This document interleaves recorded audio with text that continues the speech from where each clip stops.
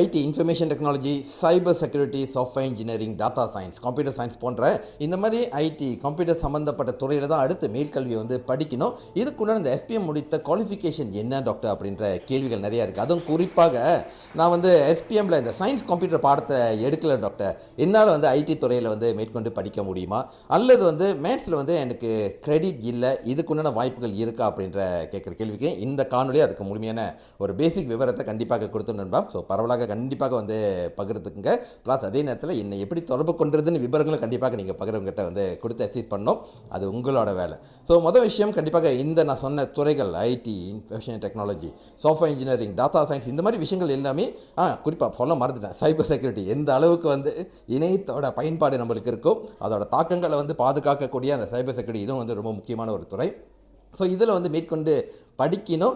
இதற்குண்டான அந்த qualification guidance என்ன அப்படின்னு கேட்டிருந்தாங்க. ஸோ இதுக்கு பிள்ளைங்களா மொதல் விஷயம் சயின்ஸ் கம்ப்யூட்டர் நீங்கள் எஸ்பிஎம்ல எடுத்துருக்கணும் அப்படின்ற அவசியம் கிடையாது. ஓகேங்களா? ஸோ இதுக்கு ஜெனரலாக ஐபிடிஐயில் இருக்கக்கூடிய ரூல்ஸ் என்னென்னு பார்க்க போனீங்கன்னா, எஸ்பிஎம் பாஸ் பண்ணியிருக்கணும், 3 கிரெடிட்க்கு வந்து மேலே இருக்கணும், அண்ட் குறிப்பாக வந்து மேத்ஸில் வந்து கிரெடிட் இருக்கணும் அப்படின்ற ஒரு விஷயம் பொதுவாக ஐபிடிஐயில் கொடுக்கப்பட்டிருக்கிற ரூல்ஸ். ஓகேங்களா?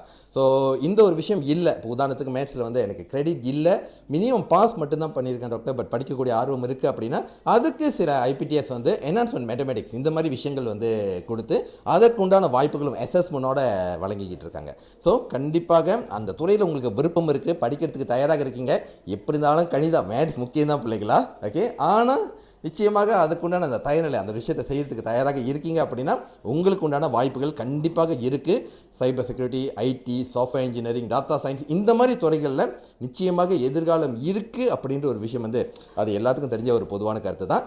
ஆனால் அது மட்டும் படித்தா பத்தாது. ஆர்டிஃபிஷியல் இன்டெலிஜென்ஸ், செயற்கை நுண்ணறிவு இந்த காலகட்டத்தில் அதெல்லாம் சேர்த்து அப்ஸ்கில்லிங்காக எங்கே உங்களுக்கு அந்த வாய்ப்பு கொடுக்கப்படுதோ அந்த ஒரு விஷயத்தை தேர்ந்தெடுக்கிறது கண்டிப்பாக உங்களோட எதிர்காலத்துக்கு நல்லது. ஸோ இதை கொண்ட விவரங்கள் என்னது, இதை கொண்ட விஷயங்கள் வந்து உங்களுக்கு தெரியணும் அப்படின்னா கண்டிப்பாக என்னால் டாக்டர் சஞ்சய் நீங்கள் எப்போ தொடர்பு கொண்டாலும் அதுக்குண்டான வழிகாட்டுதல் நிச்சயமாக வந்து வழங்கப்படும். பட் சும்மா 19 வா ஹாய் டாக்டர், வணக்கம் டாக்டர், அது மாதிரி மெசேஜ் போட்டு விட்டுறாதீங்க.